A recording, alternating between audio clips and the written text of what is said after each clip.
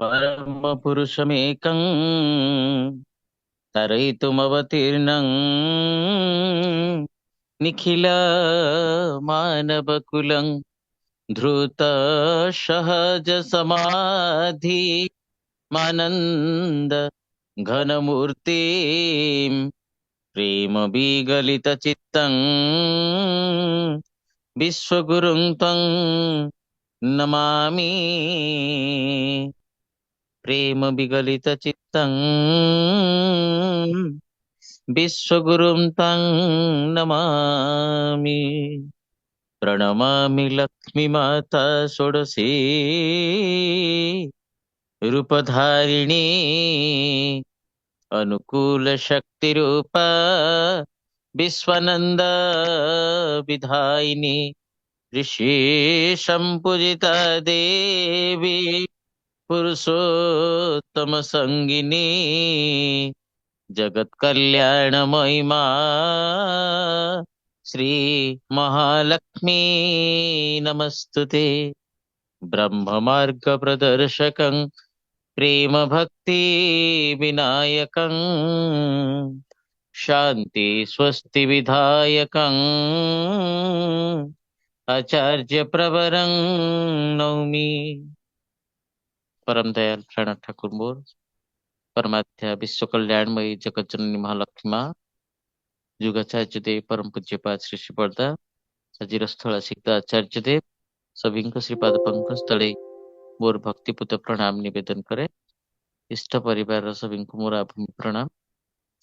ଆଜି ପବିତ୍ର ପ୍ରାତଃକାଳୀନ ସତ୍ସଙ୍ଗର ବରେଣ୍ୟ ପୁରୋଧା ପୂଜ୍ୟ ସୁବାସ ଭାଇ ତାଙ୍କୁ ସହଯୋଗ କରୁଥିବା ପୁରୁଷୋତ୍ତମଙ୍କର ପୂତ ପାଞ୍ଜାଧାରୀ ବରେଣ୍ୟ ରୀତିକ ଅଧର୍ଯ୍ୟୁ ଯାଜକ କର୍ମୀ ମଣ୍ଡଳୀ ପ୍ରାଣର ଇଷ୍ଟଭ୍ରାତା ମଣ୍ଡଳୀ ସ୍ନେହମୟୀ କଲ୍ୟାଣମୟୀ ମାତୃମଣ୍ଡଳୀ ସତ୍ସଙ୍ଗ ଅନୁରାଗୀ ସୁଧୀ ସାଧୁ ସଜ୍ଜନ ବୃନ୍ଦ ଆଦରର କୁନି କୁନି ପିଲାମାନେ ସମସ୍ତଙ୍କୁ ଆଜି ପବିତ୍ର ହରିବାସରେ ଶାରଦୀୟ ପାର୍ବଣର ମହୋତ୍ସବର ପାବନ ଲଗ୍ନରେ ମୋର ଅନ୍ତରର ଅନ୍ତରସ୍ଥ କୋଣରୁ ଆନନ୍ଦିତ ଜୟକୁ ନିବେଦନ କରେ। ପରମ ସୌଭାଗ୍ୟ ପରମ ଦୟାଳଙ୍କ ଗୁଣ କୀର୍ତ୍ତନ ଶୁଭ ଅବସର ଆଜି ଦେଇଛନ୍ତି ଆପଣମାନେ ଯେଉଁମାନେ ଏଇ ସତ୍ସଙ୍ଗରେ ଭୋଗ ଅର୍ଘ୍ୟ ନିବେଦନ ପୂର୍ବକ ନିଜର ଭକ୍ତି ନିବେଦନ କରିଛନ୍ତି ପରମ ଦୟାଳଙ୍କ ପଦପ୍ରାନ୍ତେ ତାଙ୍କର ଅଭୀଷ୍ଟ ସାଧିତ ହେଉ, ସେ ପରମ ମଙ୍ଗଳର ଅଧିକାରୀ ହୁଅନ୍ତୁ, ସୁସ୍ଥ ସ୍ୱଚ୍ଛ ସ୍ୱସ୍ଥ ନିରୋଗ ନିରାମୟ ଓ ଆନନ୍ଦମୟ ଜୀବନ ନେଇ ସେ ଦିବ୍ୟତ୍ୱ ଅନୁଭବ କରନ୍ତୁ। ମୁଁ ଆପଣମାନଙ୍କର ପ୍ରତ୍ୟେକଙ୍କର ସାର୍ବିକ ମଙ୍ଗଳ କାମନା କରେ। ପରମ ଦୟାଳଙ୍କ ପଦପ୍ରାନ୍ତେ ସମସ୍ତେ ସୁଖ ଶାନ୍ତି ଆନନ୍ଦରେ ରୁହନ୍ତୁ। ଶ୍ରୀ ଶ୍ରୀ ଠାକୁରଙ୍କର ଗୋଟେ ଗୀତିବାଣୀ ଅଛି। ଗୀତିବାଣୀଟି କଳ୍କି ଅବତାର ସମ୍ପର୍କରେ। କଳ୍କିର ସ୍ୱରୂପ କଣ, କଳ୍କି ଅବତାରଙ୍କର ସ୍ୱରୂପ କଣ, କଳ୍କି ଅବତାରଙ୍କର କଣ ଅବଲମ୍ବନ, ତାରି ବିଷୟରେ ଗୋଟେ ସୁନ୍ଦର ବାଣୀ ଲେଖିଛନ୍ତି। ସେ ବାଣୀଟି ହଉଛି অসীম পথর অশেষ চলনে অনাচারে ধ্বংস আনি যে জন চলায় নির্ভুল পথে দেই বিশাল তৃপ্ত বাণী জ্ঞানর খড়গ কাটি কুটি পথ আবরণ ছান্টি ছুন্টি ধবল স্বর মহান বেগে নিজে চালে চড়ায় প্রাণী প্রাণ পথর প্রেমিক সে যে ধূমকেতুবৎ অট্টহাসে কল্কি আসিলে মৃত্যু শিরে କରାଳ କୁଟିଳ ଦୃଷ୍ଟି ହାଣି। ଏ ଯେ ବାଣୀ ଶ୍ରୀ ଶ୍ରୀ ଠାକୁରଙ୍କର, ଏଇ ବାଣୀରେ କଳ୍କି ଅବତାରଙ୍କର ସ୍ୱରୂପ ବିଷୟରେ ଠାକୁର ବର୍ଣ୍ଣନା କରିଛନ୍ତି। ସେ ପ୍ରଥମେ କହୁଛନ୍ତି ଅଚାରୋ ପରମୋ ଧର୍ମ, କଳ୍କି ଅବତାରଙ୍କ ଆଗମନର ପ୍ରଥମ ଉଦ୍ଦେଶ୍ୟ ହଉଛି ସେ ଅନାଚାରରେ ଧ୍ୱଂସ ଆଣି ସଦାଚାର ପ୍ରତିଷ୍ଠା କରନ୍ତି। ତା ଶାରୀରିକ ସଦାଚାର, ମାନସିକ ସଦାଚାର ଓ ଆଧ୍ୟାତ୍ମିକ ସଦାଚାର। କାରଣ ଠାକୁର କେତେ ସୁନ୍ଦର ଭାବରେ କହୁଛନ୍ତି, ସଦାଚାରେ ବଞ୍ଚେ ବଢେ ଲକ୍ଷ୍ମୀ ବନ୍ଧା ତାର ଘରେ, ସଦାଚାରେ ରତ ନୁହେଁ ପଦେ ପଦେ ତାର ଭୟ ଥାଏ। ଯେ ସଦାଚାରରେ ବଞ୍ଚନ୍ତି ଆଉ ବଢନ୍ତି, ଲକ୍ଷ୍ମୀ ତାଙ୍କ ପାଖରେ ବନ୍ଧା ହେଇକି ଥାନ୍ତି। ସେଥିପାଇଁ କହନ୍ତି ଆଚାର୍ୟ ଲକ୍ଷ୍ମୀ ବିଚାର ପଣ୍ଡିତ। ଯିଏ ନିଜର ଆଚାର ବିଚାରକୁ ଠିକ ରଖିଲେ ତାଙ୍କ ଜୀବନରେ ଭୁଲ ହବାର ସମ୍ଭାବନା କମ, ସେ ଦୁର୍ବଳତାଗ୍ରସ୍ତ ହବାର ସମ୍ଭାବନା ଟା କମ। ଆଉ କହୁଛନ୍ତି ସଦାଚାରରେ ରତ ନୁହେଁ, ଯେମିତି ଦୁର୍ଯ୍ୟୋଧନ କହୁଥିଲେ, ନିଜର ଅହଙ୍କାରକୁ ପାଥେୟ କରି ଜାନାମି ଧର୍ମଂ ନ ଚ ମେ ପ୍ରବୃତ୍ତିମ୍, ଜାନାମି ଅଧର୍ମଂ ନ ଚ ମେ ନିବୃତ୍ତିମ୍, ଯଥା ହୃଷିକେଶ ହୃଦि ସ୍ଥିତେନ ଯଥା ନିଯୁକ୍ତୋସ୍ମି ତଥା କରୋମି। ପ୍ରଭୁ ମୁଁ ଧର୍ମ କଣ ଜାଣେ, କିନ୍ତୁ ମୁଁ ସେଥିରେ ପ୍ରବୃତ୍ତ ହୁଏ ନା। ମୁଁ ଅଧର୍ମ କଣ ଜାଣେ, କିନ୍ତୁ ସେଥିରୁ ନିବୃତ୍ତ ହୁଏ ନା। କାରଣ ହେ ହୃଷିକେଶ, ଆପଣ ତ ମୋ ହୃଦୟରେ ବିରାଜମାନ କରନ୍ତି, ଆପଣ ମତେ ଯାହା ନିଯୁକ୍ତ କରୁଛନ୍ତି ମୁଁ ସେୟା ସବୁ କରେ। ଏଇ ଚାଲାଖି ପଡିଆ ମଣିଷକୁ ଧର୍ମ ରାଜ୍ୟରୁ ଦୂରେଇକି ରଖେ। ତେଣୁ ଠାକୁର କହୁଛନ୍ତି ଏତେ ଟିକେ ଦୁର୍ବଳତା ଥିଲେ ବି ତୁମର ଧର୍ମ ରାଜ୍ୟରେ ପ୍ରବେଶ କରିବାର ଅଧିକାର ଜମି ନାହିଁ। କାରଣ ପାପର ଜ୍ୱଳନ୍ତ ପ୍ରତିମୂର୍ତ୍ତି ଏଇ ଦୁର୍ବଳତା। ଏଇ ଦୁର୍ବଳତାଟା ତ ରହିଲେ ମଣିଷ ଅନାଚାର କରେ ଆଉ କଣ। ମଣିଷ ଅନାଚାର କରେ, ଭ୍ରଷ୍ଟାଚାର କରେ କଣ ପାଇଁ? ଦୁର୍ବଳତା, ପ୍ରବୃତ୍ତି ପରତନ୍ତ୍ରିତା। ଏଇ ପରତନ୍ତ୍ରୀ ପ୍ରବୃତ୍ତି, ପରତନ୍ତ୍ରୀ ପ୍ରବୃତ୍ତି ମାନେ ସ୍ୱତନ୍ତ୍ର ଆଉ ପରତନ୍ତ୍ର ଭିତରେ ପାର୍ଥକ୍ୟ କଣ? ଯୋଉମାନେ ସ୍ଵାଧୀନ ତାକୁ ସ୍ୱତନ୍ତ୍ର ବୋଲି କହନ୍ତି, ଯୋଉମାନେ ପରାଧୀନ ତାଙ୍କୁ ପରତନ୍ତ୍ରୀ ବୋଲି କହନ୍ତି। ପରର ତନ୍ତ୍ରରେ ବା ପରର ଶାସନ ପଦ୍ଧତିକୁ ନିଜର ଶାସନ ପଦ୍ଧତି ବୋଲି ଆଡପ୍ଟ କରିବା, ପରର ବିଧିବିଧାନକୁ ନିଜର ବିଧିବିଧାନ କରିବା, ପ୍ରଭୃତି ମାନଙ୍କର ବିଧାନକୁ ନିଜର ବିଧାନ ବୋଲି ଭାବିକି, ନିଜ ଜୀବନ ବିଧାନ ବୋଲି ଭାବିକି ତାକୁ ଜୀବନରେ ଆଡପ୍ଟ କରିନେବା, ଏଇଟା କହନ୍ତି ପରତନ୍ତ୍ରୀ ହବା। ସେଇମାନେ ପ୍ରବୃତ୍ତି ପରତନ୍ତ୍ରୀ ଯୋଉମାନେ ଜୀବନରେ ସଦାଚାରକୁ ପାଳନ କରିନଥାଏ କି ସଦାଚାର ବିହୀନ ଜୀବନ ଯାପନ କରନ୍ତି। ଠାକୁର କହୁଛନ୍ତି ଅସୀମ ପଥର ଅଶେଷ ଚଳନୀ। ମଣିଷର ପଥଟା ସୀମାହୀନ। ସୀମାହୀନ କାହିଁକି? ମଣିଷର ଜୀବନଟା ଏତେ ସୀମିତ, କିନ୍ତୁ ଅସୀମ ପଥ ବୋଲି ଠାକୁର କହୁଛନ୍ତି। ପ୍ରଥମ ଧାଡ଼ିରେ କହୁଛନ୍ତି ଅସୀମ ପଥ, କାରଣ ଜୀବନର ବିସ୍ତୃତିକୁ ତ କିଏ ଦେଖି ନାହାନ୍ତି, କିନ୍ତୁ ଏଇ ଜୀବନର ପରିସମାପ୍ତି ଯୋଉଠି, ଏକ ନୂତନ ଜୀବନର ଆରମ୍ଭ ମଧ୍ୟ ସେଇଠି। କେଡେ ସୁନ୍ଦର ଭାବରେ ଭଗବାନ କୃଷ୍ଣ ତ ସେଇ କଥା କହିଥିଲେ, ବାସାଂସି ଜିନ୍ନାନି ଯଥା ବିହାୟ ନବାନି ସଂଜାତି ନରୋପରାଣୀ ତଥା ଶରୀରାଣି ବିହାୟ ଜିନ୍ନା ନ୍ୟନ୍ୟାନି ସଂଜାତି ନବାନି ଦେହି। ହେଲେ ପୁରୁଣା ବସ୍ତ୍ରଟା ଜୀର୍ଣ୍ଣ ଶୀର୍ଣ୍ଣ ହେଇଗଲେ ଯେମିତି ଫୋପାଡିକି ନୂଆ ବସ୍ତ୍ର ପରିଧାନ କରୁଛ, ଏ ଶରୀରଟା ଯେତେବେଳେ ଜୀର୍ଣ୍ଣ ଶୀର୍ଣ୍ଣ ହେଇଯାଏ, ଆତ୍ମା ଏଇ ଜୀର୍ଣ୍ଣ ଶୀର୍ଣ୍ଣ ଶରୀରକୁ ପରିତ୍ୟାଗ କରି ପୁଣି ଏକ ନୂତନ ଶରୀର ଧାରଣ କରେ। ସେତେବେଳେ ମଣିଷ ଯୋଉ ଭାବଟା କିନ୍ତୁ ଧରିକି ଯାଇଥାଏ, ପରବର୍ତ୍ତୀ ଧାଡ଼ିରେ କେତେ ସୁନ୍ଦର ଭାବରେ କହୁଛନ୍ତି, ଏଟାକୁ ଜାଣି ରଖିବା ଦରକାର। କାହିଁକି ଠାକୁର ଅସୀମ ପଥର ଅଶେଷ ଚଳନ କଥା କହିଛନ୍ତି। ଜଂ ଜଂ ବାପି ସ୍ମରନ୍ ଭାବ ତ୍ୟଜନ୍ତ୍ୟ ତେ କଲେବରମ୍ ତଂ ତଂ ମେ ବ୍ୟତି କୌନ୍ତେୟ ସଦା ତଦ୍ ଭାବ ଭାବିତମ୍। अन्तवन्त इमे देहा नित्यशोक्ता शरीरिणः अनाशिनो प्रमेयस्य तस्मात् युद्धस्व भारत। କଣ କହୁଛନ୍ତି? କହୁଛନ୍ତି ଏ ଶରୀରଟା ଅନ୍ତବନ୍ତ, ମାନେ ଏହାର ଶେଷ ଅଛି, କିନ୍ତୁ ଆତ୍ମା ତ ଅବିନାଶୀ ତତ୍ଵ, ଆତ୍ମା ତ ଅବିନେଶ୍ୱର, ତାର ତ ଅନ୍ତ ନାହିଁ। आत्मा मरती नहीं न उसका जन्म, संजोग वियोग ए देह का धर्म। आत्मा केବେ ମରେ ନା, ନା ତାର ମୃତ୍ୟୁ ଅଛି ନା ତାର ଜନ୍ମ ଅଛି। ଆତ୍ମା ଅବିନାଶୀ ତତ୍ଵ, ସେଥିପାଇଁ ତାକୁ ଅବିନେଶ୍ୱର ବୋଲି କହନ୍ତି। ତାହେଲେ ପଥଟା କେମିତି ଅସୀମ? କାରଣ ଜଂ ଜଂ ବାପି ସ୍ମରଣ ଭାବ ତ୍ୟଜନ୍ତି ଅତି କଲେବରମ୍, ଯୋଉ ଯୋଉ ଭାବ ଜଣେ ମାନେ ଧରିକି ଶରୀର ତ୍ୟାଗ କରେ, ସେଇ ଭାବ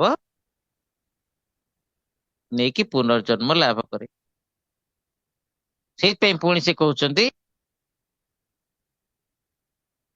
ପ୍ରାଣୀର ନିଜ ଅନ୍ତସ୍କାଳେ ମନ ଭ୍ରମଇ ଅନ୍ତରାଳେ, ଏ ମନ ଯାଏ ରହେ ଯହିଁ, ଏ ଜୀବ ଆତ୍ମା ଯାଏ ତହିଁ। କଳ୍ପନା ମୂଳେ କାଳ ଥାଇ ପ୍ରାଣୀ ତା ଜାଣି ନ ପାରଇ।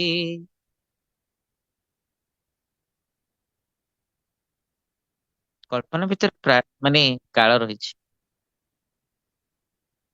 ତାହେଲେ କାଳଟା କୋଉଠି ଅଛି? ଗୋଟେ ସୁନ୍ଦର ଉପାଖ୍ୟାନ ମଧ୍ୟ ଆ ଭିତରେ ମହାପୁରୁଷ ମାନେ ରଖିଛନ୍ତି, ଆପଣ ମାନେ ଅନେକ ଥର ଶୁଣିଥିବେ।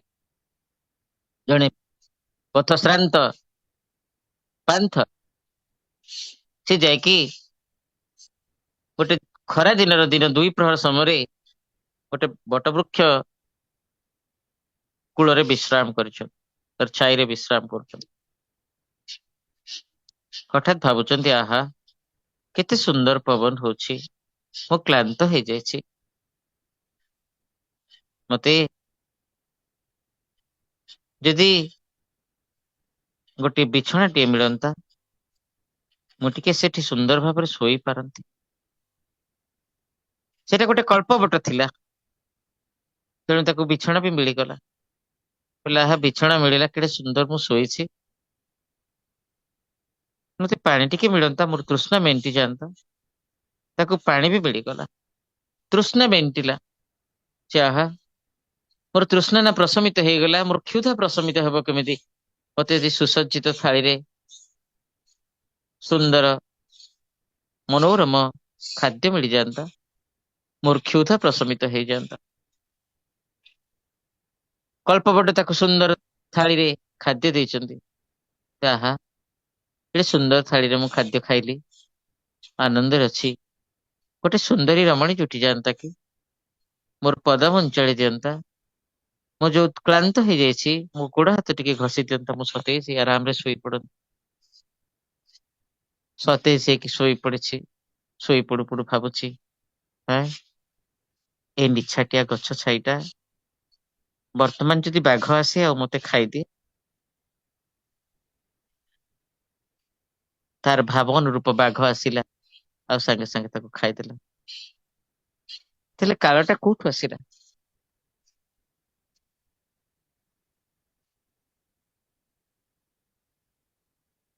ତେଣୁ ଶ୍ରୀ ଶ୍ରୀ ଠାକୁର ଯେ ଆସିଛନ୍ତି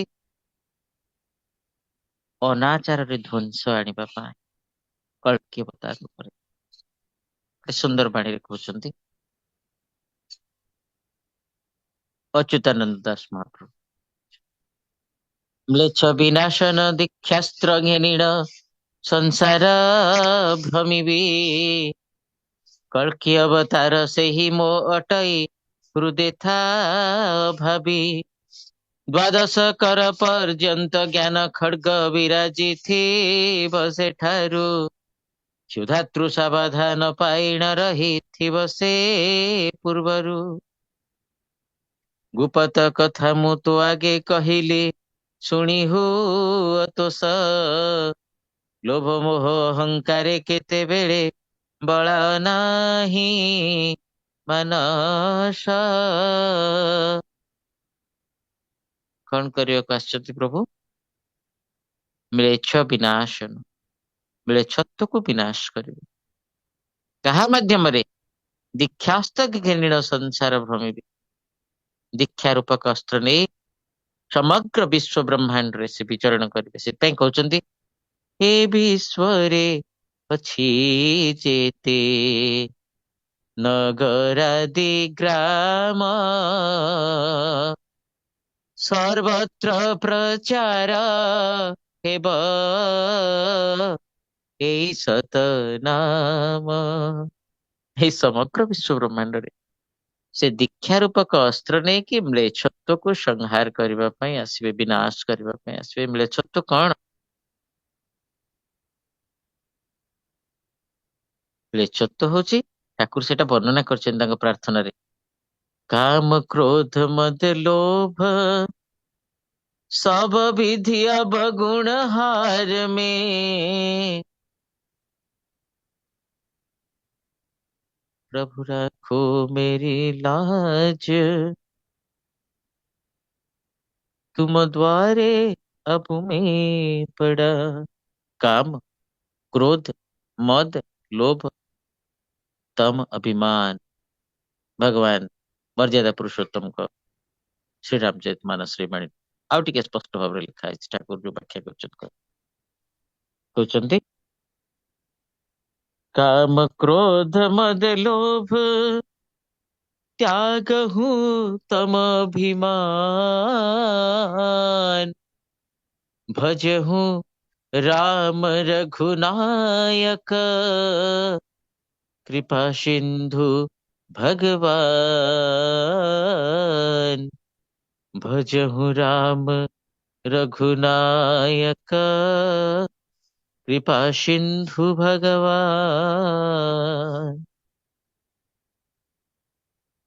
काम, क्रोध, लोभ, मोह, मद, माश्चर्य, ये षड रिपु, ଏଇଟା ହଉଛନ୍ତି ଛଅଟା ଅବଗୁଣ। ଏ ଛଅଟା ଅବଗୁଣ ହଉଛି ମଣିଷର ପରିତ୍ୟକ୍ତ ବସ୍ତୁ। ଯେମିତି ଆମେ ଶରୀର ସଫା କରିବା ପାଇଁ ମଳ ମୂତ୍ର କଫ ଇତ୍ୟାଦି ତ୍ୟାଗ କରନ୍ତି, ସେମିତି ମଣିଷର ମନକୁ ସଫା କରିବା ପାଇଁ ଏ ଛଅଟି ଯାକ ମଳକୁ ତ୍ୟାଗ କରିବା ପାଇଁ। ଛଅଟା ମଳ ମିଶିକି ହେଲା ମ୍ଲେଚ୍ଛ। ଯାହା ପାଖରେ ଛଅଟା ମଳ ରହିଛି ସେ ହେଲା ମ୍ଲେଚ୍ଛ। ଏ ଛଅଟି ମଳରୁ ଯିଏ ମୁକ୍ତ ସେ ଶୁଦ୍ଧାତ୍ମା। କିନ୍ତୁ ଆମେ ତ ଏଇ ଅବଗୁଣ ଗୁଡିକ ନେଇକି ଜନ୍ମ ହେଇଛୁ। ଆସିଲା ବେଳେ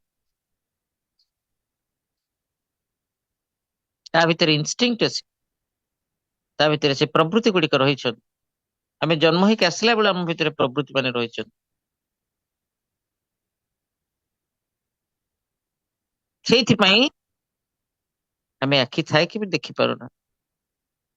ଚୈତନ୍ୟ ମହାପ୍ରଭୁ କେତେ ସୁନ୍ଦର ଭାବରେ ସେ କଥାଟା କହୁଛନ୍ତି। আমি প্রাণের অধিক ভালোবাসি যারে, আমি জানো সে তো ভালো বাসি না মারে। লক্ষ লক্ষ জনম গেল তবু মোরে না খাজিল রে। লক্ষ লক্ষ জনম গেল তবু মোরে না খাজিল। পরাণ সুখিয়া গেল মারে আছে রে। প্রভু কহে নিত্যানন্দ জীব সকল হইল অন্ধ কেউ না ভজিল হরির নাম। এক নিবেদন তোরে নয়নে দেখিবি যারে। এক নিবেদন তোরে নয়নে দেখিবি যারে। কৃপা করে লয়াইবি না।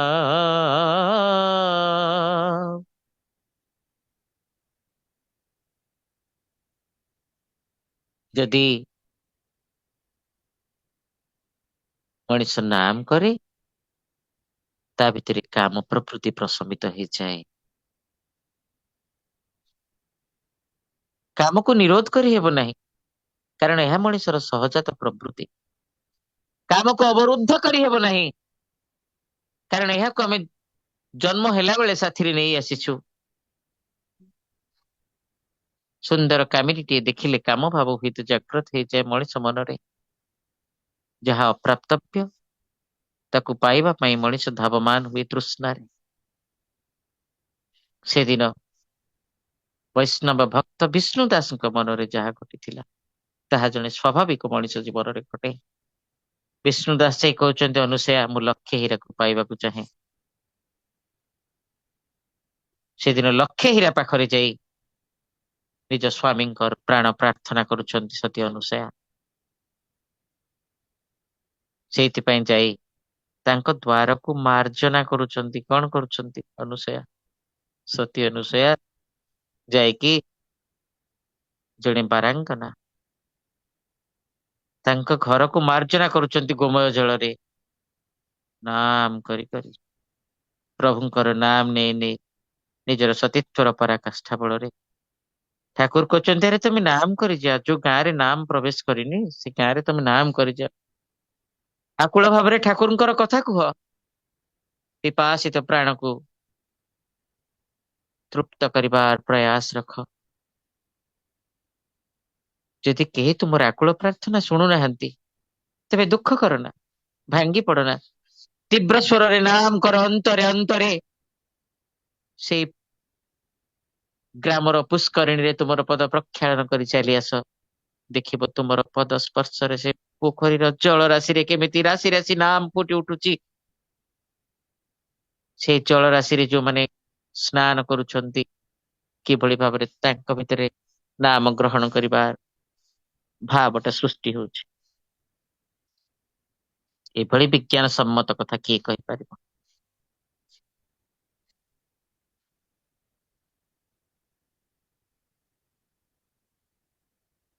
କିଏ କହିବ ଆହାର ଶୁଦ୍ଧ ସତ୍ତା ଶୁଦ୍ଧି? ଶୁଦ୍ଧ ଆହାର ନ ଖାଇଲେ ମଣିଷର ସତ୍ତା ଶୁଦ୍ଧି ହୁଏ ନା, ଯାହା ସ୍ୱାମୀ ବିବେକାନନ୍ଦଙ୍କ ଜୀବନରେ ଘଟିଥିଲା। ବହୁତ ଲୋକମାନେ ସତ୍ସଙ୍ଗରେ ଗାଁ ଗହଳି ମାନଙ୍କରେ ଗଲାବେଳେ ମଜା ଥଟା ବି କରନ୍ତି।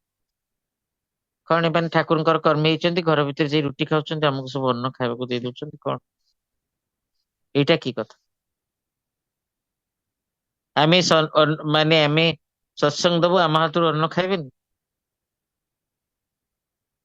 ଯେ ସେ ଅନ୍ନ ହୋଇସି ମନ, ଯାହା ବିବେକାନନ୍ଦ ତାଙ୍କ ଜୀବନରେ ଦେଖେଇଛନ୍ତି, ଲେଖିବିଛନ୍ତି। ସେ ଦିନେ ଯାଜନ ପରିକ୍ରମାରେ ରାମକୃଷ୍ଣ ଠାକୁରଙ୍କର ବାଣୀ ଆଉ ଭାବାଦର୍ଶକୁ ପ୍ରଚାର କରିବା ପାଇଁ ଗଲାବେଳେ ଗୋଟେ ଗାଁରେ ଯାଇକି ରହିଛନ୍ତି। ସେଦିନ ସେ ଘରେ ସେ ଅନ୍ନ ଗ୍ରହଣ କରିଛନ୍ତି। ରାତ୍ରିରେ ତାଙ୍କର ସ୍ୱପ୍ନ ଦୋଷ ହେଲା, ବୀର୍ଯ୍ୟ ସ୍ଖଳନ ବି ହେଲା। ନିଦ ଯେତେବେଳେ ଭାଙ୍ଗି ଯାଇଛି, ସ୍ୱପ୍ନ ଦୋଷରେ ବୀର୍ଯ୍ୟ ସ୍ଖଳନ ହେଲା ପରେ ସେ ଚଟାଣଟାକୁ ଚାଟି ଦଉଛନ୍ତି। କଣ କଲି ଏତେ ଜନ୍ମର ସାଧନା, ପୁରା କ୍ଷୁଣ୍ଣ ହେଇଗଲା କାହିଁକି? ଯେତେବେଳେ ସେ ଘର ଛାଡୁଛନ୍ତି, ସେ ଘରର ମାଲିକଙ୍କୁ ପଚାରୁଛନ୍ତି, ସେ ଘରର ଯେ ମୁଖ୍ୟ ତାଙ୍କୁ ପଚାରୁଛନ୍ତି କାଲି ଅନ୍ନ କିଏ ରନ୍ଧନ କରିଥିଲେ? ମୁଁ ତାଙ୍କ ସହିତ ଏକାନ୍ତରେ ଟିକେ କଥା ହେବା ପାଇଁ ଚାହେଁ।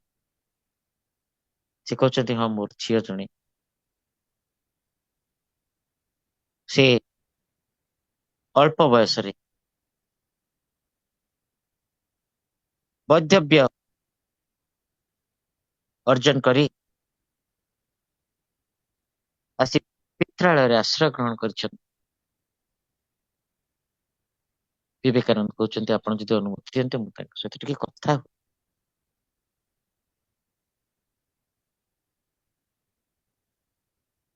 ଗୃହର ମାଲିକଙ୍କ ଅନୁମତି ନେଇ କଥା ହେଲେ ବିବେକାନନ୍ଦ। ସେତେବେଳେ କହୁଛନ୍ତି ମା, ଆପଣ ଯେତେବେଳେ କାଲି ଅନ୍ନ ରନ୍ଧନ କରୁଥିଲେ ସେତେବେଳେ ଆପଣ କଣ ଭାବୁଥିଲେ? ମନେ ପକେଇ ଟିକେ କୁହନ୍ତୁ ତ। ମା କହୁଛନ୍ତି ମୁଁ ଭାବୁଥିଲି ଆପଣଙ୍କ ପରି ଜଣେ ତେଜସ୍ୱୀ ଯୁବକ ଯଦି ମୋର ସ୍ୱାମୀ ହେଇଥାନ୍ତେ, କେଡେ ସୁନ୍ଦର ଭାବରେ ମୋ ଜୀବନଟାକୁ ଉପଭୋଗ କରୁଥାନ୍ତି। ମୋର ସମସ୍ତ ଶରୀରର ତୃଷ୍ଣା ପ୍ରଶମିତ ହେଇଥାନ୍ତା। ମୋର ସମସ୍ତ କାମ ଲିପ୍ସ ସାର୍ଥକ ହେଇଯାଇଥାନ୍ତା। ବିବେକାନନ୍ଦ ବୁଝିଗଲେ ଏବଂ ସେ କହିଲେ ଭାତରେ ଭାବର ସଂକ୍ରମଣ ହୁଏ। Rice is a contaminated food.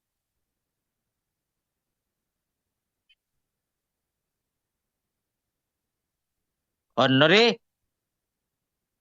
ଥଟ ର କଣ୍ଟାମିନେସନ ହେଇପାରେ। ଯୋଉ କଥା ଶ୍ରୀ ଶ୍ରୀ ଠାକୁର କହିଛନ୍ତି। ଠାକୁର ତ ସ୍ପଷ୍ଟ ଭାବରେ ସେ କଥା କହୁଛନ୍ତି। କେବଳ ଅନାଚାରକୁ ଧ୍ୱଂସ କରିବା ପାଇଁ ଆସିଛନ୍ତି କଳ୍କୀ ଅବତାର ହେଇ। ମୁଁ ଆଗ ଧାଡି ମାନଙ୍କରେ ସେ କଥା କହିବି। ସେଇ ଧାଡିଟିକୁ ବେସିକାଲି ଏକ୍ସପ୍ଲେନ କରିବା ପାଇଁ ମୁଁ ଆପଣ ମାନଙ୍କର ଗୋଟେ ସତ୍ସଙ୍ଗର ମୂଲ୍ୟବାନ ସମୟ ନେଇଛି, ଯେତେବେଳେ ସେ ବାଣୀଟିକୁ ହିଁ ଏକ୍ସପ୍ଲେନ କରିବା ପାଇଁ ଚାହେଁ।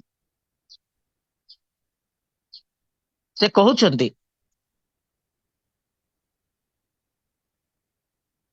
ଯେ ଯଦି ମଣିଷ ଅନ୍ନ ଜଳ ଯେକୌଣସି ବ୍ୟକ୍ତି ପାଖରୁ ଗ୍ରହଣ କରାଯାଇ ପାରିବ ନାହିଁ।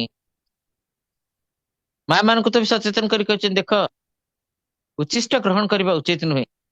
ଯଦି ନିହାତି ଉଚ୍ଚିଷ୍ଟ ଗ୍ରହଣ କର କେବଳ ସୁସ୍ଥ ଗୁରୁଜନ ମାନଙ୍କର ଉଚିତ। କିଛି କିଛି ପରିବାର ମାନଙ୍କରେ ରହିଛି ସ୍ଵାମୀଙ୍କର ଅଇଁଠା ଥାଳିରେ ନ ଖାଇଲେ କାଳେ ସ୍ତ୍ରୀ ଜନ୍ମଟା ସାର୍ଥକ ହୁଏ ନା। ଠାକୁର ସମ୍ପୂର୍ଣ୍ଣ ଭାବରେ ଏଇ କଥାଟାକୁ ମନା କରିଛନ୍ତି। ଶ୍ରୀମଦ୍ ଭଗବତ ଗୀତାରେ ମଧ୍ୟ ଏଟାକୁ ସ୍ପଷ୍ଟ ଭାବରେ କୁହାଯାଇଛି। ଯଜା ମଙ୍ଗଳ ସଂକୁତି ପାର୍ଚ୍ୟୁଷିତମ୍ ଚ ଯତ୍ ଉଚିଷ୍ଟ ପମପି ଚାମେଧ୍ୟ ଭୋଜନଂ ତାମସ ପ୍ରିୟମ୍। ଉଚ୍ଚିଷ୍ଟ ଭୋଜନ କରିବା ଏକ ତାମସିକ ଖାଦ୍ୟ। ଏହା ସାତ୍विକ ଜୀବନର ପରିପନ୍ଥୀ। ସାତ୍ବିକ ଜୀବନର ବାଧା। ସେଇଥିପାଇଁ ଉଚ୍ଚିଷ୍ଟ ଭୋଜନକୁ ବାରଣ କରାଯାଇଛି। ସବୁବେଳେ ଶୁଦ୍ଧ ଆହାର କରିବା ଦରକାର। ସ୍ଵାମୀ ଭକ୍ତିର ପରିଚାୟକ ନୁହେଁ କି ସ୍ଵାମୀଙ୍କର ଉଚ୍ଚିଷ୍ଟ ଭୋଜନ କରିବା। Absolutely not.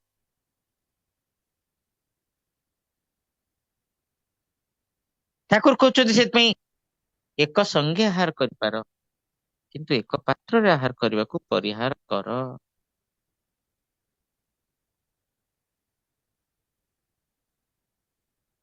ତାହା ହେଲେ ପ୍ରଥମ ଧାଡିରେ ସେ ଯୋଉ ଠାକୁର କହୁଛନ୍ତି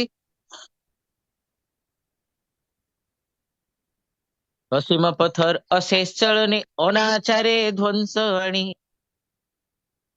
ଅନାଚାର ଟା କଣ? ଉଚ୍ଚିଷ୍ଟ ଭୋଜନ ଟା ଗୋଟେ ଅନାଚାର। ଅମେଧ୍ୟ ଗ୍ରାସ କରିବାଟା ଗୋଟେ ଅନାଚାର।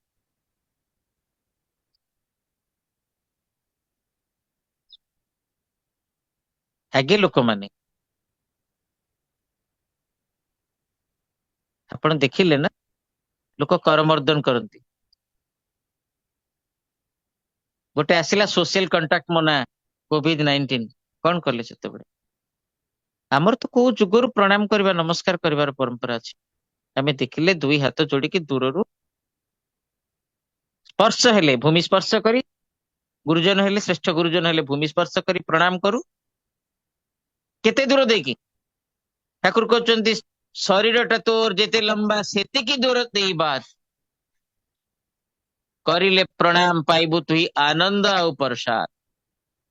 ଦିଟା ଜିନିଷ ପାଇବୁ, ବ୍ଲେସିଂସ ତ ପାଇବୁ, ପ୍ରଣାମ କରୁଛୁ ଆନନ୍ଦ ବି ପାଇବୁ। କେତେ ଦୂରରୁ ପ୍ରଣାମ କରିବୁ? ଶରୀରଟା ତୋର ଯେତିକି ଲମ୍ବା ସେତିକି ଭୂମି ଦେଇ ବାତ। ଯଦି ମୋର ଶରୀରଟା ଲମ୍ବ ହଉଛି 5 ଫୁଟ 5 ଇଞ୍ଚ, ମୁଁ 5 ଫୁଟ 5 ଇଞ୍ଚ ଦୂରରୁ ପ୍ରଣାମ କରିବା ଦରକାର ଜଣ। ସେଥିରେ ଦୁଇଟା ଜିନିଷ ମତେ ମିଳିବ, ପ୍ରସାଦ ତ ମିଳିବ, ବ୍ଲେସିଂସ ମିଳିବ, ଆନନ୍ଦ ବି ମିଳିବ। ଆଉ ମୁଁ ଯଦି ପାଖକୁ ଯାଇକି କୁଣ୍ଢେଇ ପକେଇ, ଅନ୍ୟ ଜଣଙ୍କର କଣ ରୋଗ ଥିବ, ମତେ ବି ସେ ରୋଗଟା ଗ୍ରାସ କରିବ। କରମର୍ଦ୍ଦନ କଲି, ଜଣେ କୋଉ ଅବସ୍ଥାରେ ଥିବ, ତା ହାତରେ ଯୋଉ ମଇଳା ଥିବ ମୋ ହାତରେ ଲାଗିବ। ଏଇ ଯୋଉ ହ୍ୟାଣ୍ଡସେକ୍ କରିବା, କରମର୍ଦ୍ଦନ କରିବା, ଏଇଟା ଆମ ଶାସ୍ତ୍ରରେ ଆରମ୍ଭରୁ ନଥିଲା। ଆମେ ଏଇଟା ପାଶ୍ଚାତ୍ୟ ସଂସ୍କୃତିରୁ ଶିଖିଛୁ। କିନ୍ତୁ ଆମ ସଂସ୍କୃତି, ଆମ ପ୍ରାଚ୍ୟ ସଂସ୍କୃତି କେତେ ମ୍ୟାଚିଓର୍ଡ। ଆଉ ଠାକୁର ସେଟାକୁ କେତେ, ଆପଣ ଭାବନ୍ତୁ, ଏଇ ନମସ୍କାର କରିବାଠୁ ଆରମ୍ଭ କରି, ଖାଇବାଠୁ ଆରମ୍ଭ କରି, ଠାକୁର କହୁଛନ୍ତି ଶୁଣ, ମାଛ ମାଂସ ଆହାର କଲେ ନ ହୁଏ ଭଲ କେଉଁ ଦିନ, କ୍ଷୀଣ ହିଁ ହୁଏ ଆୟୁଷ ତାର ପ୍ରକୃତି ତାର ହୁଏ ହୀନ। ଆଉ କେତେ ସହଜ ସରଳ ଭାଷାରେ କହିଥାନ୍ତେ ଭାବିଲେ। ଅନାଚାରକୁ ଧ୍ୱଂସ କରିବା ପାଇଁ ଆସୁଛନ୍ତି, ସଦାଚାର ପ୍ରତିଷ୍ଠା କରିବା ପାଇଁ କଳ୍କି ଅବତାର ହେଇକି ଆସୁଛନ୍ତି, ଆତ୍ମାକୁ ଶୁଦ୍ଧ କରିବା ପାଇଁ। ସେଥିପାଇଁ ପୁଣ୍ୟପୁତ୍ର ପ୍ରଥମ ଧାଡ଼ିରେ କହୁଛନ୍ତି ଆମେ ଚାହି ସୁଧା। ଖାଲି ମାଛ ମାଂସ ଆହାର କଲେ କୌଣସି ଦିନ ଭଲ ହୁଏନି।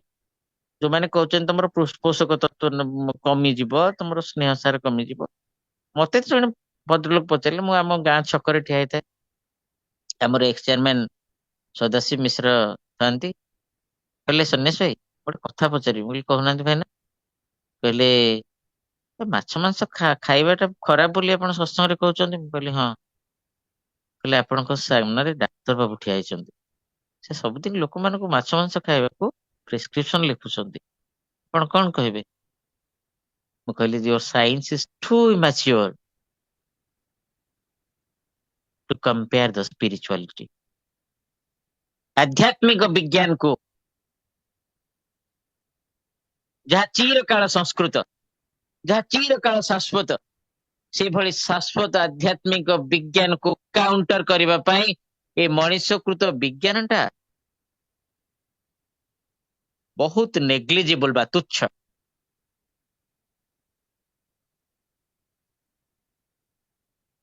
ସେଇ କଥା ଗାନ୍ଧିଜୀଙ୍କୁ ଯେତେବେଳେ ପଚରା ଯାଇଥିଲା, ଆପଣ କାହିଁକି ଗୋଟେ ନନ୍ ସାଇଣ୍ଟିଫିକ କଥାଟାକୁ, ନନ୍ ସାଇଣ୍ଟିଫିକ ଟେମ୍ପରଟାକୁ ଆଧ୍ୟାତ୍ମିକତା ନାଁରେ ଲୋକମାନଙ୍କୁ କହିକି ରାମ ରହିମ ଏକ ହିଁ କହୁଛନ୍ତି? ଗାନ୍ଧିଜୀ କହିଲେ where science ends there spirituality begins। ବିଜ୍ଞାନର ପରିସମାପ୍ତି ଯୋଉଠି, ସେଇଠି ଆଧ୍ୟାତ୍ମିକ ଜୀବନର ଆରମ୍ଭ। କାରଣ ଜ୍ଞାନ ଆଉ ବିଜ୍ଞାନର ଗୋଲକ ଧନ୍ଦା ବା ମାୟା ଜାଲ ଭିତରେ ପଡି ମଣିଷ ଜନ୍ମ ଜନ୍ମ ଭୁଲ କରି ଆସେ, ଯାହା ଦ୍ୱାରା ଠାକୁର କହିଛନ୍ତି when will be deprived of your source then will be deprived of resources।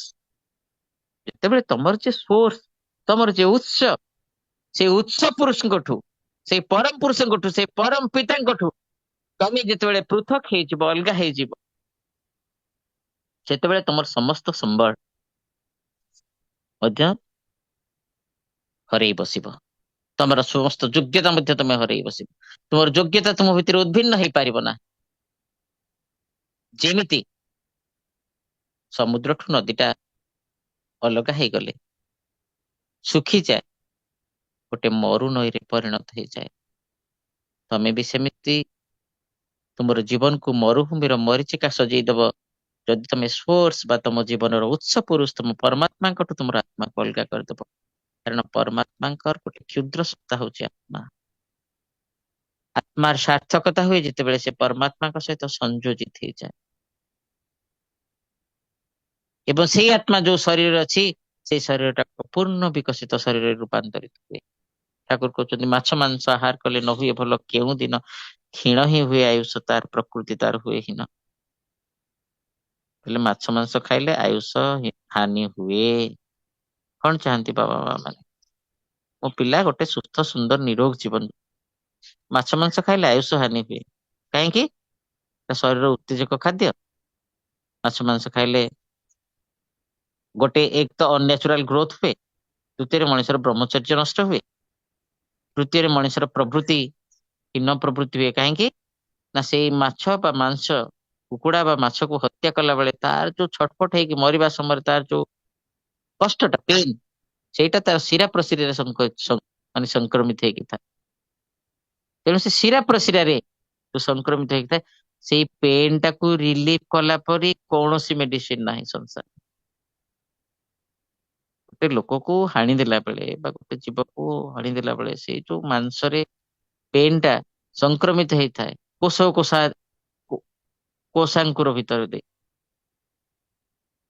ସେଇ କୋଷାଙ୍କୁରରୁ ସେଇ ପେନ୍ ଟାକୁ ରିଲିଫ କରିକି ସେ ଆତ୍ମାଟାକୁ ମାନେ ସେ ଯୋଉ ମାଂସଟାକୁ ଶୁଦ୍ଧ କରିବା ପାଇଁ ଏପର୍ଯ୍ୟନ୍ତ ଆମ ପୃଥିବୀରେ କୌଣସି ଔଷଧ ବାହାରି ନାହିଁ। ଆଉ ସେଇଥିପାଇଁ ମଣିଷ ମାଛ ମାଂସ ଆହାର କଲେ ତାର ଶୁଦ୍ଧତା, ତାର ପବିତ୍ରତା କ୍ଷତିଗ୍ରସ୍ତ ହୁଏ।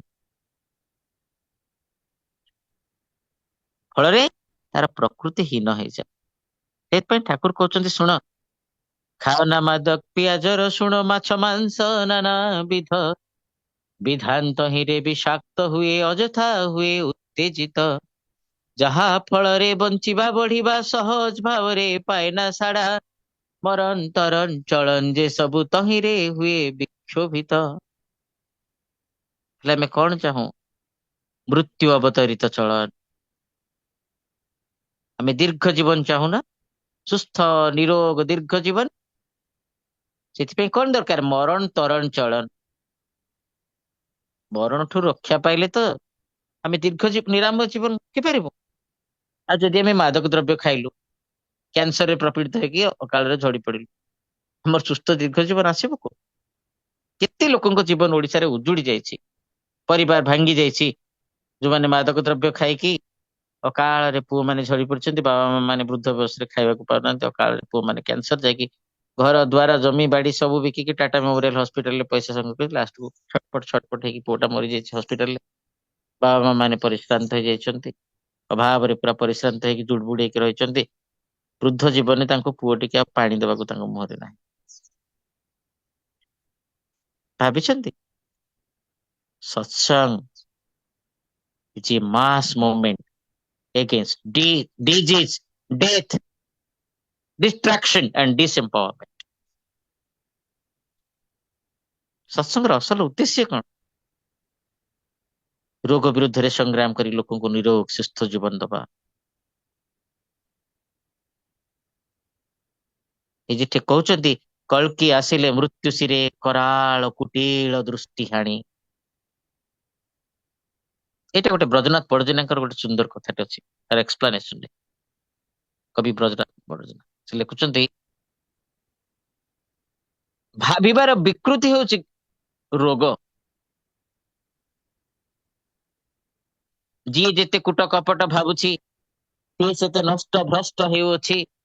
ଜାଣି ନାହିଁ ଭାବ ଅଟେ ବୋଲି ଭବ, ଭାବିବା ବିକୃତି ଗତେ ଯେତେ ରୋଗ। ସେ କହୁଛନ୍ତି ଭାବନାର ବିକୃତିଟା ହିଁ ରୋଗ, ଆଉ କିଛି ନାହିଁ। ହେଉଛି ସେ କଲବଲ, ଭାବ ଭାଇ ଭଲ ଭଲ, ସରଳ ସଳଖ ବୁଦ୍ଧି ଜ୍ଞାନ ରହୁ ସ୍ନେହ ପ୍ରୀତି ଛଳ ଛଳ।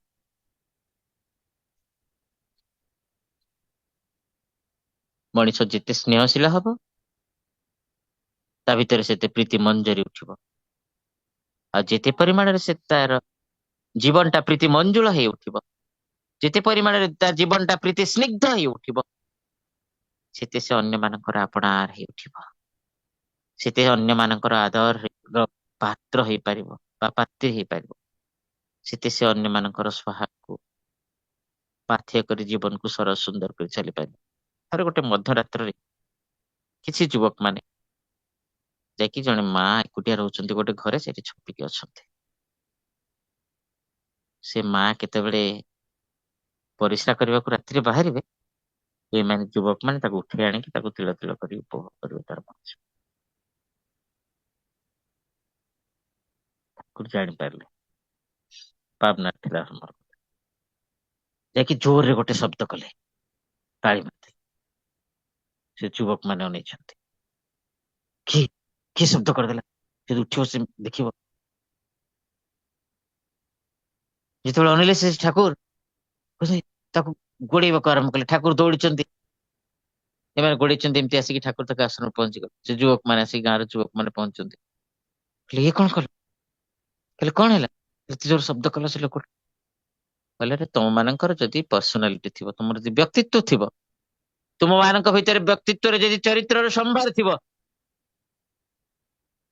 ଶହ ଶହ ନାରୀ ତୁମ ମାନଙ୍କ ମର୍ଯ୍ୟାଦାବନ୍ତ ଚେହେରା, ତୁମ ମାନଙ୍କ ମର୍ଯ୍ୟାଦାବନ୍ତ ଶରୀର ଭିତରେ ଆକୃଷ୍ଟ ହେଇ ତମର ପାଦ ସ୍ପର୍ଶ କରିବାକୁ ଆସିବେ। ତୁମ ମାନଙ୍କ ଭିତରେ କଣ ପୌରୁଷ ନାହିଁ? ତୁମେ ମାନେ କଣ ଏମିତି ବିକଳରେ ରାତିରେ ପରିସ୍ରା ଯିବାକୁ ଆସୁଥିବା ଜଣେ ଅସହାୟ ମହିଳାଙ୍କ ଉପରେ ପାଶବିକ ଅତ୍ୟାଚାର କରି ତୁମ ମାନଙ୍କ ବ୍ୟକ୍ତିତ୍ୱ ଓ ଚରିତ୍ରକୁ ସଂହାର କରିବାକୁ ଚାହ? ଯୋଉ କଥା ଗାନ୍ଧିଜୀ କହୁଥିଲେ, ଯେତେବେଳେ ଆମ ଦେଶ ସ୍ଵାଧୀନ ହେଲା ବୋଲି ଆମେ ଭାବିବୁ, ସ୍ୱତନ୍ତ୍ର ହେଲା ବୋଲି ଭାବିବୁ, ଯେତେବେଳେ ରାତି 12ଟାରେ ଝିଅଟିଏ ବୋହୂଟିଏ ନିରାପଦରେ ରାସ୍ତାରେ ଯାଇପାରୁଥିବ। କେତେବେଳେ ବୋହୂଟିଏ ଝିଅଟିଏ ନିରାପଦରେ ଯାଇପାରୁଥିବ? ଯେତେ ଆଇନ କାନୁନ ତିଆରି କରନ୍ତୁ, ସମ୍ଭବ ହବନି ଯଦି ଆମ ବ୍ୟକ୍ତି ଚରିତ୍ରରେ ଅନ୍ୟ ମାନଙ୍କ ପ୍ରତି, ଅନ୍ୟ ମା ମାନଙ୍କ ପ୍ରତି, ଅନ୍ୟ ଝିଅ ମାନଙ୍କ ପ୍ରତି ଗୋଟେ ଶ୍ରଦ୍ଧାଶୀଳ ମାତୃଭାବନା ସୃଷ୍ଟି ନହେଲା। ଯଦି ମୋ ଜୀବନରେ ବିକଶିତ ନହେଲା ଏଇ ଭାବନା କି ମୋ ପାଖରେ ବସିଥିବା ଝିଅଟି ସେ ମୋ ମାଙ୍କର ଆଉ ଏକ ଭିନ୍ନ ରୂପ।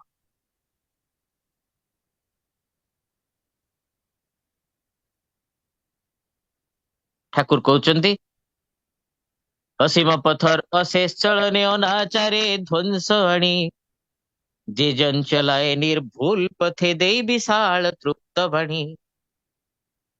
କହିଲେ ମୁଁ ତମାନଙ୍କୁ ଯୋଉ ବାଣୀ ସବୁ ଦେଇଗଲି, 56,000 ବାଣୀ ଲିଖିତ ଓ ଲିଖିତ, ଏ କେବଳ ତୁମ ଜୀବନର ତୃପ୍ତି ବିଧାନ ପାଇଁ। ତୁମେ ମାନେ ସୁଖରେ, ନିରୋଗରେ, ନିରାମୟ, ଆନନ୍ଦ ରହିବ, ଏଇଥିପାଇଁ ମୋର ଅତନ୍ଦ୍ର ସାଧନା ବଳରେ ମୁଁ ତମକୁ ବିଶାଳ ତୃପ୍ତ ବାଣୀ ଦେଇଗଲି। କେବଳ ତୁମମାନଙ୍କୁ ଅଭ୍ରାନ୍ତ କରିବା ପାଇଁ। ପୁରୁଷୋତ୍ତମ ଅଭ୍ରାନ୍ତ, ତାଙ୍କର ସତ୍ତା ମାନେ, ତାଙ୍କର ମନ୍ତ୍ର ଶିଷ୍ୟ ମାନେ ମଧ୍ୟ ଅଭ୍ରାନ୍ତ ହୁଅନ୍ତୁ, ନିର୍ଭୁଲ ପଥରେ ଚାଲନ୍ତୁ, ଏଇଥିପାଇଁ ଦେଇଗଲି। ଜ୍ଞାନର ଖଡ୍ଗ କାଟି କୁଟି ପଥ ଆବରଣ ଛାଣ୍ଟି ଛୁଣ୍ଟି। କହିଲେ ତମମାନଙ୍କର ଗୋଟେ ଧାରଣା ଅଛି ଏପର୍ଯ୍ୟନ୍ତ, କଳ୍କି ଅବତାର ଗୋଟେ ଧୂମକେତୁ ପରି ଆସିବେ, କଳା ଘୋଡା ଧଳା ଘୋଡାରେ ବସିବେ, ବସିକି ସବୁ ସବୁ ଲୋକ ଯେତିକି ପାପ କରିଛନ୍ତି ତାଙ୍କୁ ସବୁ ଖଣ୍ଡାରେ ହାଣି ହାଣି ହାଣି ହାଣି ଯିବେ, ତାଙ୍କ ବେକରୁ କାଟିକି ସବୁ ମୁଣ୍ଡ ଗଣ୍ଡି ଅଲଗା କରିଦେବେ। କହିଲେ ଏମିତି ନୁହଁ। ଏଇ ଯେ ଜ୍ଞାନର ଖଡ୍ଗ, ସତ୍ୟାନୁସରଣର ଖଡ୍ଗ, ଶାଶ୍ୱତୀର ଖଡ୍ଗ, ଦେବୀ ସୂକ୍ତର ଖଡ୍ଗ, ନାରୀ ନୀତିର ଖଡ୍ଗ, ଏଇ ଜ୍ଞାନ ଖଡ୍ଗରେ ଯୋଉ ଅବଗୁଣ ଗୁଡିକ ରହିଛି ଶରୀର ଭିତରେ, କାମ, କ୍ରୋଧ, ଲୋଭ, ମୋହ, ତମ, ଅଭିମାନ, ଏଇ ଅବଗୁଣ ଗୁଡିକୁ ହାଣିକି ସଫା କରିଦେବା ପାଇଁ, କାଟି କୁଟିକି ସଫା କରିବା ପାଇଁ ମୁଁ ଆସିଛି।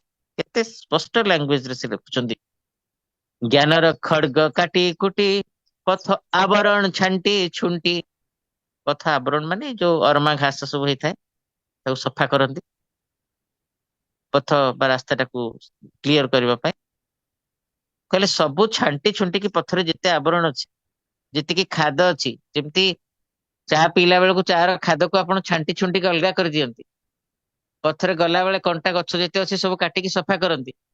ସେଥିପାଇଁ କହୁଛନ୍ତି ଜ୍ଞାନର ଖଡ୍ଗ କାଟି କୁଟି, ଜ୍ଞାନର ଖଡ୍ଗରେ ସେ ପଥ ଆବରଣ ଗୁଡା ମାନେ ଯୋଉ କଣ୍ଟା ଅରମା ସବୁ ରହିଛି ମଣିଷ ମନରେ, ତାକୁ ଜ୍ଞାନର ଖଡ୍ଗ ମାଧ୍ୟମରେ କାଟିକି ମନଟାକୁ ନିର୍ମଳ କରିଦେବେ। ନିର୍ମଳ ମାନେ ମଳ ବିହୀନ।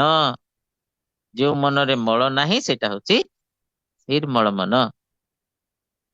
ତେଣୁ ମନକୁ ନିର୍ମଳ କରିବା ପାଇଁ ସେ ଆସିଛନ୍ତି ମନ୍ତ୍ର ନେଇକି, ପବିତ୍ର ମନ୍ତ୍ର ନେଇକି। ଧବଳ ସ୍ୱର ମହାନ ବେଗେ ନିଜେ ଚାଲେ ଚଳାଏ ପ୍ରାଣୀ। ସେ ଧବଳ ସ୍ୱର ବେଗରେ ଏ ଜ୍ଞାନକୁ ବିତରଣ କରି ସମସ୍ତଙ୍କ ଭିତରେ ଶାନ୍ତି, ଆନନ୍ଦ ପ୍ରତିଷ୍ଠା କରିବା ପାଇଁ ଆସିଛନ୍ତି। ପ୍ରାଣ ପଥର ପ୍ରେମିକ ସେ ଯେ, ସେ ଜୀବନକୁ ଭଲ ପାଆନ୍ତି, जो मानकर जीवन अच्छी तांको भल पाती से से प्रेमर घन विग्रह परम प्रेममय से दिन तो यूजिनिक एक्समैन तांको माँ कैंसर पीड़ित थे भल है फेरी आसुच्च ठाकुर पाखु दिन दी पर कार टाक रखिदेकी ठाकुर आसी प्रणाम कर भक्त मान ठाकुर कहते रे एक्समैन से कार टाक देख तो केते डह डह खरार रखिदिला से कार टाक तुम मैंने जाकि बिंचिकी शीतल कर पाषाण रे जे प्राण प्रतिष्ठा करि पारंती से परम प्रेममय हंते आप निर्जीव कारटा भितर जे जीवन संयोजना करि पारंती जीवन टाको जीवन शक्ति टाको अनुभव करि पारंती से परम प्रेममय छड़ा ଆଉ कोन करि पार प्राण पथर प्रेमिक से जे धूमकेतु अट्टहासे ताଙ୍କ ହସରେ ତାଙ୍କ ହସ ଯିଏ ଥରେ ଦେଖିଛନ୍ତି ତାଙ୍କ ସ୍ମିତ ହାସ୍ୟ କେତେ କେତେ ଦୁଃଖ ଦୁର୍ଦ୍ଦଶା ଅଶାନ୍ତି ନଷ୍ଟ ହେଇଯାଇଛି କେତେ କେତେ ଅସଜଡ଼ା ଜୀବନ ସଜାଡି ହେଇଯାଇଛି ତାଙ୍କ ସେ ସ୍ମିତ ହାସ୍ୟରେ ସେଇ ଧୂମକେତୁ ଯେମିତି ଛିଡିଲେ ଯୋଉଠି ପଡେ ସେଇଠି ସବୁ ଧ୍ୱଂସ ହେଇଯାଏ ତାଙ୍କର ସ୍ମିତ ହାସ୍ୟ ଯାହା ଯାହା ଆଖିରେ ପଡିଛି ସମସ୍ତଙ୍କ ଜୀବନର ଦୁଃଖ ଦୁର୍ଦ୍ଦଶା ଅଭାବ ଅସୁବିଧା ଅନାଟନ ସବୁ ଦୂର ହେଇଯାଇଛି କଳ୍କି ଆସିଲେ ମୃତ୍ୟୁ ଶିରେ କରାଳ କୁଟିଳ ଦୃଷ୍ଟି ହାଣି ଯେତେବେଳେ କଳ୍କି ମୃତ୍ୟୁର ଦୁନ୍ଦୁବି ନେଇ ଆସିବ ମୃତ୍ୟୁର ମଥାରେ ଯେତେବେଳେ କଳ୍କି ବସିକି ଆସିବେ ମହାକାଳ ଯେତେବେଳେ ଆସିବେ ସେତେବେଳେ ନାମ ନାମ ଆଉ ନାମ ଏ ନାମ କରିବା ଭିତରେ ସେ ମହାକାଳ ଘୁଞ୍ଚିଯିବ ଯେମିତି ସାବିତ୍ରୀଙ୍କର କାୟ ବି ସ୍ପର୍ଶ କରିପାରିଲାନି ଯମରାଜର ଦୂତ ମାନେ ଫେରିଗଲେ ତାଙ୍କର ତେଜରେ ତାଙ୍କ ପାଖକୁ ପ୍ରବେଶ କରିପାରିଲେନି ନିଜେ ଧର୍ମରାଜ ଆସିକି ସତ୍ୟବାନଙ୍କୁ ଫେରେଇ ଦେଇ ଗଲେ ସିନା ସାବିତ୍ରୀଙ୍କୁ କିନ୍ତୁ ବନ୍ଧନ କରିପାରିଲେନି ମହାକାଳରେ ମହାକାଳ ତୁଚ୍ଛ ହେଇଯାଏ ମଣିଷ ନାମ ଶକ୍ତି ପାଖରେ ସେଇଥିପାଇଁ କହୁଛନ୍ତି ନାମ ମଣିଷକୁ ତୀକ୍ଷ୍ଣ କରେ ମଣିଷ ତେଜିଆନ ହେଇ ଉଠେ ନାମ କରିବା ଭିତରେ ତାର ତେଜରେ ମହାକାଳ ମଧ୍ୟ ଧ୍ୱଂସ ହେଇଯାଇପାରେ ପୋଡି ଜଳିକି ଧ୍ୱଂସ ହେଇଯାଇପାରେ ଆଉ କିଛି କହୁନି ସେ ନାମ ଅଷ୍ଟାଦଶ ସ୍ତରର ବିଦ୍ୟା vibration depression out going force incoming force ଛୁଟି ଯାଆନ୍ତୁ ସମସ୍ତେ ଛୁଟି ଯାଆନ୍ତୁ ସେ ନାମ ପ୍ରେମକୁ ବିତରଣ କରିବା ପାଇଁ ଦେଖୁଛନ୍ତି ଲେବାନନର ବିଭୀଷିକା ଦେଖୁଛନ୍ତି ଜୋର୍ଡାନର ବିଭୀଷିକା ଦେଖୁଛନ୍ତି ରକ୍ତ ରଞ୍ଜିତ ୟୁକ୍ରେନକୁ ତାହେଲେ ଠାକୁରଙ୍କର ଯେ ଇଚ୍ଛା ଅଛି ସେ କଳ୍କି ଅବତାର ହେଇ ଆସିଛନ୍ତି ଆଉ ଆହ୍ୱାନ ଦେଇଛନ୍ତି ଏ ବିଶ୍ୱରେ ଅଛି ଯେତେ ନଗରାତି ଗ୍ରାମ ସର୍ବତ୍ର ପ୍ରଚାର ହେବ ଏଇ ସତନାମ ଆମେ କଣ ସେ ୟୁକ୍ରେନ ସେ ଲେବାନନକୁ ସତନାମ ପ୍ରାପ୍ତିରୁ ସତନାମର ଅମୃତ ପ୍ରାପ୍ତିରୁ ବଞ୍ଚିତ କରି ରଖିବ ସେଥିପାଇଁ ଆମକୁ କେତେ ଐଶୀ ସାଧନା ଦରକାର କେତେ ଏକାତ୍ମତା ଦରକାର କେତେ ବୀରତ୍ୱ ଦରକାର ଠାକୁର କହୁଛନ୍ତି ବୀର ବିକ୍ରମ ବେଗରେ ତମେ ଛୁଟି ଯାଅ ଏଇ ସତନାମ ବିତରଣ ପାଇଁ କୋଇଲା ଭାଟିର ଆଞ୍ଚ ପରି ଜଳି ଯାଉଥିବା ହୃଦୟ ଗୁଡିକୁ ଶାନ୍ତ କର ଏଇ ସତନାମ ଭିତରେ ଋଗ୍ବେଦର ସେଇ ପବିତ୍ର ବାଣୀରେ ଯାଜନ ସାଙ୍ଗ କରିବି ଆପଣ ମାନଙ୍କର ସମସ୍ତଙ୍କର ସୁଖ ଶାନ୍ତି ମଙ୍ଗଳମୟ ଜୀବନ କାମନା କରି ସମାନ ମନ୍ତ୍ର ସମିତି ସମାନି ସମାନ ମନଃ ସହ ଚିତ୍ତମେଷାମ୍ ସମାନ ମନ୍ତ୍ର ମଭିମନ୍ତ୍ରେବ ସମାନି ନବୋ हविषाजुहोमि ओं पृथिवी शान्तिरन्तरिक्ष शान्तिराप शान्तिः तेजो शान्तिः मरुतो शान्तिः व्योमो शान्तिः वनस्पतयः शान्तिः रौषधयः शान्तिः सर्वं शान्तिः ब्रह्म शान्तिः शान्तिरेण धी शान्तिरेव शान्तिः। ओम शांति शांति शांति। वंदे पुरुषोत्तम। जय गुरुदेव।